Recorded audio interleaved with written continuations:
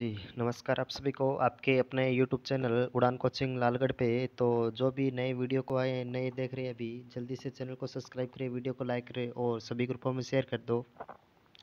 तो आपको इसके ऊपर मैं एमसीक्यू करवाऊंगा। एमसीक्यू चारों ऑप्शनों के साथ, चारों ऑप्शन जितने भी ऑप्शन हैं उन सभी के एक एक आपको इम्पोर्टेंट बात भी बताऊंगा। और ये कोई नहीं मतलब नहीं है भी एक पर्सन की एक ही बातें बताऊंगा, बल्कि उसके मतलब रखते हुए 3 या 4 अलग से बातें भी बताऊंगा जो आपके पेपर के काम आएगी। तो जल्दी से वीडियो को लाइक करो, चैनल को सब्सक्राइब करो और सभी ग्रुपों में शेयर करो और एक प्यारा सा अच्छा सा कमेंट कर देना। तो चलते हैं, सबसे पहला प्रश्न भारत का सामान्य परिचय लेके चलते हैं। तो सबसे पहला प्रश्न, प्रश्न अपने से क्या पूछ रहा, प्रश्न पूछ रहा भारत का क्षेत्रफल कितना है। भारत का क्षेत्रफल कितना है, तो आपको मैंने क्लास में बताया होगा भारत का क्षेत्रफल कितना।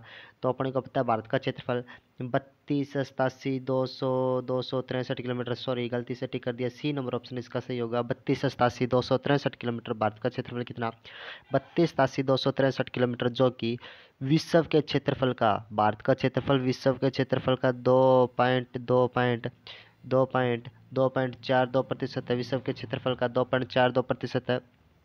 अगर मैं भारत का क्षेत्रफल जनसंख्या के हिसाब से बात करूं, भारत का विश्व में जनसंख्या के हिसाब से 17.5% है। 17.5% जनसंख्या में भारत विश्व में दूसरे स्थान पर रखता है। जनसंख्या में भारत विश्व के दूसरे स्थान पर रहता है। तो 3 बातें आपको मैंने बता दी। भारत का क्षेत्रफल कितना, 32,87,263 वर्ग किलोमीटर है। अगर ये मैं वर्ग मील में बात करूँ तो वर्ग मील में भारत का क्षेत्रफल 12,69,219 वर्ग मील पड़ता है। भारत का क्षेत्रफल, भारत का क्षेत्रफल वर्ग मील में 12,69,219 वर्ग मील पड़ता है। किलोमीटर में बात करूँ 32,87,263 किलोमीटर पड़ता है। भारत का क्षेत्रफल विश्व के क्षेत्रफल का 2.42% रखता है। भारत की जनसंख्या विश्व की जनसंख्या का 17.5% रखता है। 17.5% रखता है, इंपॉर्टेंट बात। और विश्व की जनसंख्या में दूसरे स्थान पर रखता है। और क्षेत्रफल में, और क्षेत्रफल की बात करें तो भारत विश्व में क्षेत्रफल में 7वें स्थान पर, क्षेत्रफल में भारत विश्व में 7वें स्थान पर रहता है। क्षेत्रफल में 7वें स्थान पर है। और 12,69,219 इसका वर्ग मील में है। तो अपना इसका 1 नंबर प्रश्न का भी सी नंबर ऑप्शन बिल्कुल सही होता है। आगे चलते दूसरे प्रश्न की ओर। दूसरा प्रश्न ये आपके स्क्रीन पे ऊपर, जल्दी देखो। निम्नलिखित में से कौन सा कथन सत्य है। पूछ रहा है इसमें से कौन सा कथन सत्य है। तो अपने को सत्य कथन चुनना होगा। यहाँ से जल्दी से सत्य कथन चुनते हैं। कौन सा कथन, पहला ऑप्शन, भारत पूर्णतः उत्तरी गोलार्ध में स्थित है। आपको पता होगा, आपको बता दूं, पहला पहला क्या चीज़, भारत पूर्णतः उत्तरी गोलार्ध में स्थित है। तो मान के चलना ये अपना ग्लोब है, प्यारा सा ग्लोब। इसके मध्य में कौन सी रेखा गुजरती है, 0 डिग्री रेखा गुजरती है। 0 डिग्री यानी कि अगर मैं कहूँ तो भूमध्य रेखा गुजरती है, यानी कि विषुवत रेखा गुजरती है। और भारत पूर्णतः उत्तरी गोलार्ध में, भारत यहाँ पे पड़ता है, पूर्णतः उत्तरी गोलार्ध में पड़ता है। भारत के मध्य से कौन सी रेखा गुजरती है, भारत के मध्य से तो कर्क रेखा गुजरती है। कौन सी रेखा, भारत के मध्य से कर्क रेखा गुजरती है। तो भारत पूर्णतः उत्तरी गोलार्ध में, ये बिल्कुल सही होगा। दूसरा पूछ रहा अपने से क्या, क्या दूसरा क्या पूछ रहा अपने से, इसको साफ कर देते हैं, जल्दी से चलते हैं। इसका ये सही होगा दूसरा। भारत की आकृति चतुष्कोणीय है। भारत इस प्रकार की आकृति में फैला हुआ, तो भारत की आकृति चतुष्कोणीय, तो इसका बी नंबर ऑप्शन भी बिल्कुल सही होगा।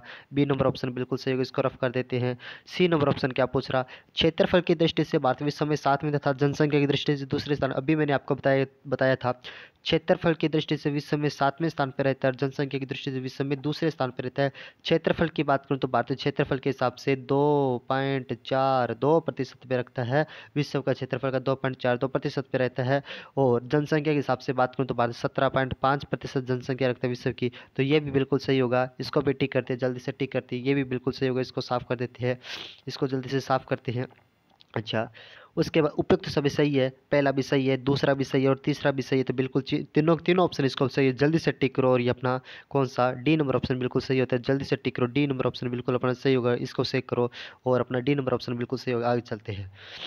निम्न नगरों में से कौन सा भारतीय राज्य कर्क रेखा के उत्तर में स्थित है। अपने से 4 राज्य पूछ रहा हूँ, 4 राज्य के अपने को कर्क रेखा के बारे में पूछना होगा। अपने को अभी मैंने पिछले पिछले प्रश्न में बताया होगा कि भारत के मध्य से कौन सी रेखा इस प्रकार अपना प्यारा सा भारत पड़ता है। प्यारा सा भारत, कितना प्यारा भारत पड़ता है। इस प्रकार भारत के मध्य में कौन सी रेखा गुजरती है, कर्क रेखा गुजरती है। कौन सी रेखा, कर्क रेखा गुजरती है। 23.5 डिग्री रेखा गुजरती है। तो कर्क रेखा पे भारत के कितने राज्य पड़ते हैं, कर्क रेखा पे भारत के कितने राज्य पड़ते हैं। कर्क रेखा पे भारत के 8 राज्य पड़ते हैं। कितने राज्य पड़ते हैं, कर्क रेखा पे भारत के 8 राज्य पड़ते हैं। और पूछ रहा, निम्न नगरों में से कौन सा भारतीय राज्य कर्क रेखा के उत्तर में स्थित है। तो आपको मैं 8 राज्यों के नाम बता देता हूँ। पहले तो 8 राज्यों के नाम बता देता हूँ। सबसे पहले गुजरात राज्य, गुजरात सबसे पहले गुजरात। तो मैं इसे लिखूँ, सबसे पहले एक तो गुजरात हुआ, दूसरा अगर मैं राजस्थान की बात करूँ, राजस्थान हुआ। अगर मैं एमपी की बात करूं, एमपी हुआ। अगर मैं छत्तीसगढ़ की बात करूं, उसके बाद में मैं झारखंड की बात करूं, झारखंड हुआ। पश्चिम बंगाल की बात करता हूं, पश्चिम बंगाल हुआ। उसके बाद त्रिपुरा की बात करूं, त्रिपुरा। और त्रिपुरा के बाद में मैं बात करूं, मणिपुर, मणिपुर। ये 8 राज्य जो कि भारत के कर्क रेखा पे गुजरते हैं। तो इसमें से निम्न नगरों में से कौन सा भारतीय राज्य कर्क रेखा के उत्तर में स्थित है? तो अपने उत्तर से बात कर रहा। उत्तर में एक तो अपना राजस्थान उत्तर में पड़ता है, एक तो अपना अपना प्यारा सा राजस्थान उत्तर में पड़ता है। उसके अलावा त्रिपुरा भी उत्तर में पड़ता है और मणिपुर भी उत्तर में पड़ता है। इन तीनों, ये 3 तो उत्तर में, बाकी सारे बच के नीचे। तो क्या पूछ रहा, निम्न नगरों से कौन सा भारतीय राज्य कर्क रेखा के उत्तर में स्थित है? मणिपुर भी इसके उत्तर में पड़ता है। सॉरी सॉरी, मणिपुर नहीं, मिजोरम। ये मणिपुर नहीं, मिजोरम, सॉरी, मिजोरम करना था, ये गलती से मैंने, चलो कोई बात नहीं। यहाँ पे मणिपुर नहीं होगा, मिजोरम होगा, मिजोरम। मिजोरम, इतने राज्यों गुजरा, मणिपुर नहीं गुजरता। तो 8 राज्यों से गुजरा है, तो 8 राज्यों के उत्तर में पूछ रहा। तो मणिपुर से तो गुजरती भी नहीं, इसको काटा काटा मार, तो इसको ए नंबर ऑप्शन बिल्कुल कट गया। झारखंड से गुजरती है, लेकिन झारखंड नीचे पड़ता है, तो ये भी कट गया। ये बचा कौन सा? मिजोरम बचता है और त्रिपुरा बचता है। मिजोरम बचता है और त्रिपुरा बचता है। तो अपने कह सकते हैं मिजोरम, झारखंड व त्रिपुरा, इसमें से कौन सा ऐसा कर्क रेखा के भारतीय राज्य कर्क रेखा के उत्तर में स्थित है? तो इसके उत्तर में कौन सा पूछ रहा है, उत्तर में कौन सा स्थित है? तो मिजोरम, मिजोरम। मिजोरम राज्य कर्क रेखा के उत्तर में पड़ता है, मिजोरम राज्य। बी नंबर ऑप्शन बिल्कुल सही होगा। आगे चलते हैं। क्वेश्चन नंबर 4 पूछ रहा, कोरोमंडल समुद्री तट किस राज्य में अवस्थित है? कोरोमंडल समुद्री तट, आपको मैंने जब भारत का भौतिक विभाजन करवाता हूँ तब मैंने बताया होगा भारत की इस प्रकार। दक्षिण में भारत का समुद्री तट पड़ता है। एक साइड में कौन सा सागर लगता है? एक साइड में प्यारा सा अरब सागर लगता है, दूसरी साइड में कौन सी खाड़ी? बंगाल की खाड़ी लगती है। तो इस साइड में जो गुजरात के साथ में जो तट लगता है उसे बोलते हैं कोरोमंडल, उसका सौराष्ट्र का तट बोलते हैं। महाराष्ट्र के लगता है उसे कौन सा? कोंकण का तट बोलते हैं। कर्नाटक के साथ केनरा का तट बोलते हैं। केरल के साथ मालाबार का तट बोलते हैं। तमिलनाडु के साथ कोरोमंडल का तट बोलते हैं। यहाँ पे उत्तरी सरकार का तट लगता है और यहाँ पे गोलकुंडा का तट लगता है। आपसे क्या पूछ रहा, कोरोमंडल समुद्री तट किस राज्य में अवस्थित है? यह तमिलनाडु के साथ यहाँ पे लगता है। तमिलनाडु के साथ जो तट लगता है, तमिलनाडु के साथ जो तट लगता है उसे कौन सा तट बोलते हैं? तमिलनाडु के साथ लगने वाले तट को क्या बोला जाता है? इसे ही कोरोमंडल तट बोला जाता है। तो केरल के साथ जो तट लगता है, तो आपको मैं बता देता हूँ, केरल के साथ केरल के साथ जो तट लगता है उसे क्या कहा जाता है? केरल के साथ लगने वाले तट को मालाबार का तट कहा जाता है। मालाबार का तट कहा जाता है। माला माला मालाबार का तट कहा जाता है। दूसरी अगर मैं बात करूँ, महाराष्ट्र के साथ लगने वाले तट को कोंकण का तट कहा जाता है। कोंकण का तट कहा जाता है। अगर मैं फिर बात करूँ किसकी बात करूँ, अगर मैं तमिलनाडु के साथ, कुछ तमिलनाडु का बिल्कुल सही होगा ये, तमिलनाडु का कोरोमंडल तट तमिलनाडु का बिल्कुल सही होगा। तमिलनाडु कोई बताने वाली बात नहीं है। इसका सी नंबर ऑप्शन बिल्कुल सही होगा। सी नंबर ऑप्शन बिल्कुल सही होगा। कोरोमंडल समुद्री तट किस राज्य के साथ लगता है? तमिलनाडु के साथ लगता है। और गुजरात के साथ जो तट लगता है, गुजरात के साथ जो तट लगता है उसे क्या कहा जाता है? गुजरात के साथ लगने वाले तट को क्या कहा जाता है? इसको सौराष्ट्र का तट कहा जाता है। कौन से राष्ट्र का? सौराष्ट्र का तट कहा जाता है। तो इसका सी नंबर ऑप्शन बिल्कुल सही होगा। और आगे चलते हैं। प्रश्न नंबर 5 पे चलते हैं। प्रश्न नंबर 5 क्या कह रहा है, जल्दी से पढ़ते हैं। निम्नलिखित में से कौन सा भारत में ज्वालामुखी द्वीप है? ज्वालामुखी द्वीप की बात करें, भारत का ऐसा कौन सा द्वीप है जो ज्वालामुखी से निर्मित है? ज्वालामुखी से भारत के 2 ही द्वीप है। अगर ज्वालामुखी से भारत में कभी प्रश्न बनते हैं तो 2 ही प्रश्न बनेंगे। कितने प्रश्न? 2 ही प्रश्न बनेंगे मेरे प्यारे बच्चों, 2 ही प्रश्न बनेंगे। कौन से 2 प्रश्न बनेंगे?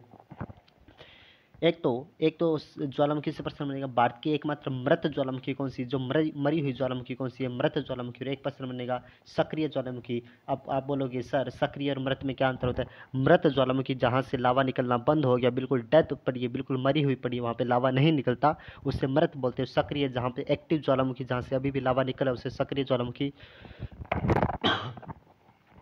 तो पूछ रहा, निम्नलिखित में से कौन सा भारत में ज्वालामुखी द्वीप है? ज्वालामुखी द्वीप यानी कि बैरन द्वीप। बैरन द्वीप जो कि भारत की एकमात्र जो कि सक्रिय ज्वालामुखी है, एक्टिव ज्वालामुखी। भारत की एकमात्र एक्टिव ज्वालामुखी कौन सी है? बैरन द्वीप भारत की एकमात्र एक्टिव ज्वालामुखी है, सक्रिय ज्वालामुखी है। और मृत ज्वालामुखी की भारत की बात करूँ तो वो है नारकोंडम द्वीप, नारकोंडम ज्वालामुखी भारत की एकमात्र मृत ज्वालामुखी है। तो यहाँ तक अपने 5 प्रश्न कंप्लीट होते हैं। तो जल्दी से वीडियो को लाइक करो, चैनल को सब्सक्राइब करो और सभी ग्रुपों में शेयर कर दो। आगे भी आपको 5 से 10 प्रश्न रोजाना मिलते रहेंगे। तब तक के लिए जय हिंद, जय भारत, थैंक यू।